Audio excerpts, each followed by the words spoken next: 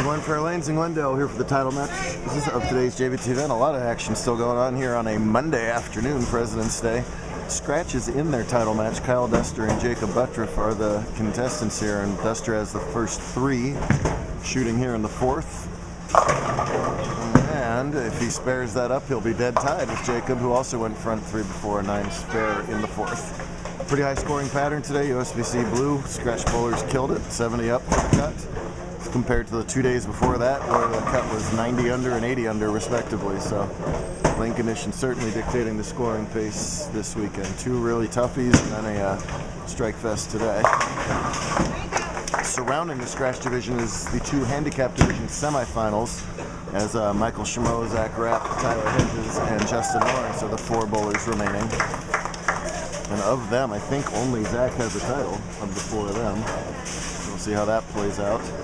And to their right is the girls' title match between Amanda Atkin and Vanessa Romero.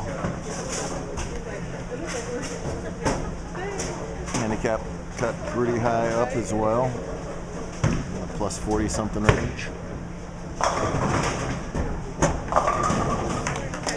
Duster is well documented, converted to two hands a couple of years ago, and rejuvenated his career in doing so. It's something that I think rarely works, being a one-hander your whole life and converting to two hands. It seems like the people who are always two-handed are better at it, and Duster a bit of an exception to that.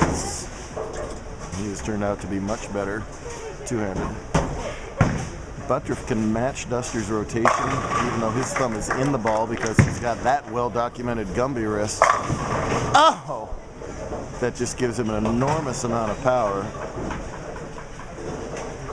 And all that power in the urethane ball, still no justice there, as he just totally bones an 8-pin. Fall behind by a pin there. Jakob has looked extremely impressive all day long, shooting big strings all day long. Shot 800 for three. It wasn't a series, but 800 for three consecutive. Shot 523 for 2 games in dispatching Dallas Leong in the previous match, while Duster won a 3-game thriller over Ben Canfield to get to this point. Big thanks to Glenfair. Great 3-day series of events here. Warm hosts as always. 10 in the pit again for Jakob. It's just going to be a carry contest.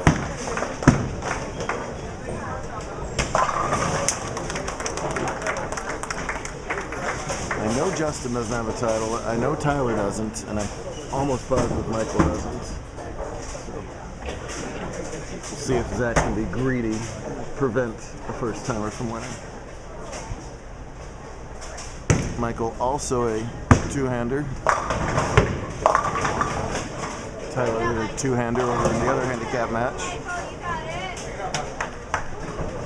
When they give you the hold in the middle and the friction to the right, that's advantageous to rev rate, whether it's one-hand, two-hand, or whatever. So I see a lot of that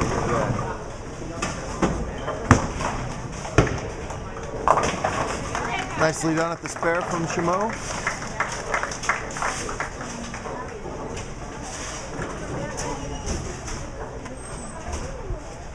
Duster, meanwhile, left the 10-pin over there. If he spares it up, which he'll attempt to do one-handed, he'll lead by 1 through 6. Look out. He misses it. Erase the lead. And it doesn't matter what the scoring pace is. Yeah, you had to strike a lot to keep up, but when you don't, you still just have to make those spares. And you don't want to give an extra boost to someone like Jakob, who is so tough in match play.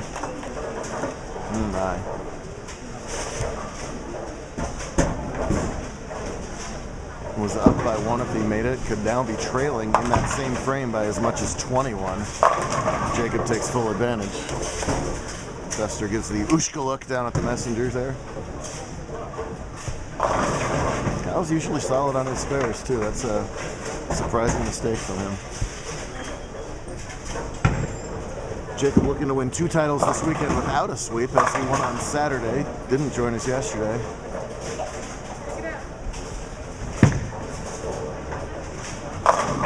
now is in commanding position to win again here on Monday. Prototypical Jakob. Just if he gets in his zone, good luck beating him.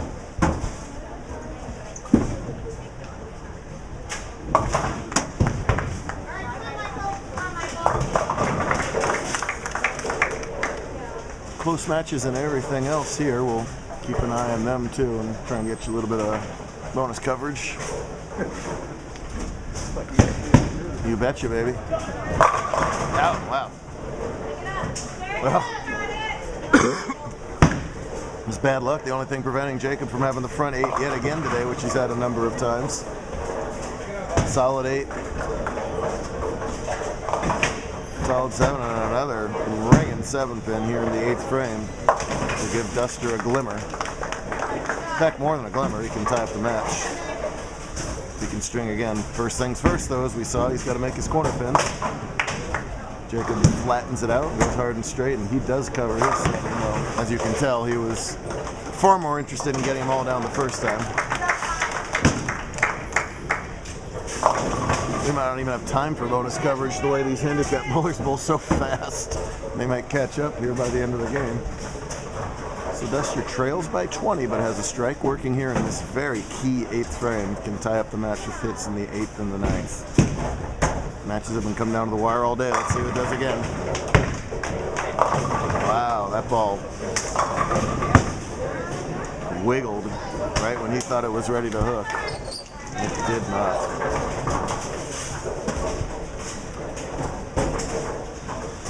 Still far from over. Duster can spare sheet for 227. That's the exact pace that Jakob is on. And he strikes spare.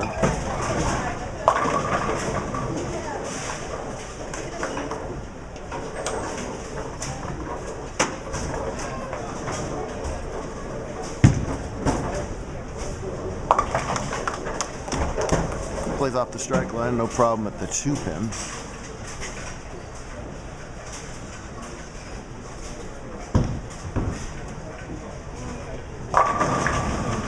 Right back in action in 5 days from now. We will be out in Simi Valley, beautiful Ventura County. Rapp missed his spare in the 9th frame, but it's not going to matter. He's got plenty to advance. Definitely still in question whether it'll be Lawrence or Hedges against him, but here's Duster in the 9th. Oh, no.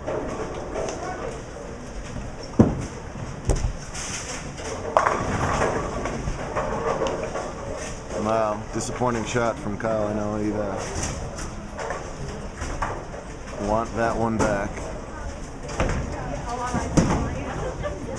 Kick the field goal there and essentially hand the match right there to Jakob. Jacob's bowling will continue today. He's going to run down the street and bowl his draft league later on today.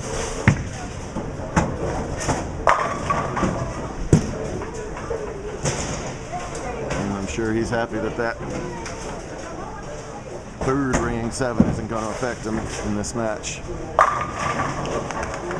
Rapp hard to beat when he's got his look. He has it, and he is going to be in the title match. Good run for Michael Schmo, though.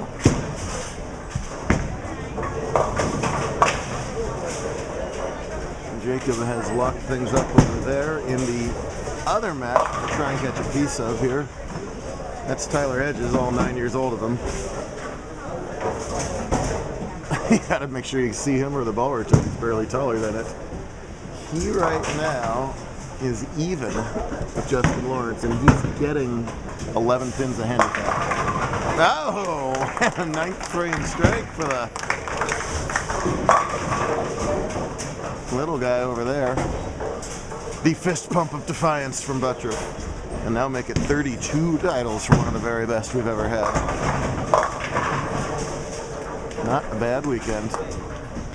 He should have bowled yesterday. No one's ever won 3 titles in a weekend. Don't get a chance to do so very often.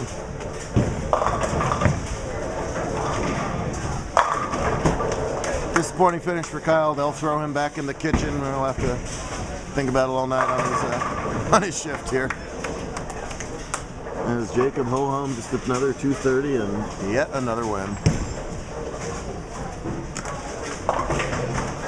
Tyler missed the head pin over there. He's got a 6-count cluster to shoot at. The spare would be, yeah, huge spare, as you can tell. That's 195 with the fill. The best Lawrence can do is 205. And he has to, Lawrence has to win by 12. So 9 or strike should win the match for Hedges. Anything less than a 9 or strike, Lawrence should be able to win. That's the strike. That's the yes. I hope we got that volume on camera. And we're going to see Tyler Hedges in another title match. Over in the ladies, Celeste is finishing in the 160s with the spare, and that's good news for Amanda. She's got 164 through 9. So Amanda's going to win the women's series title match today.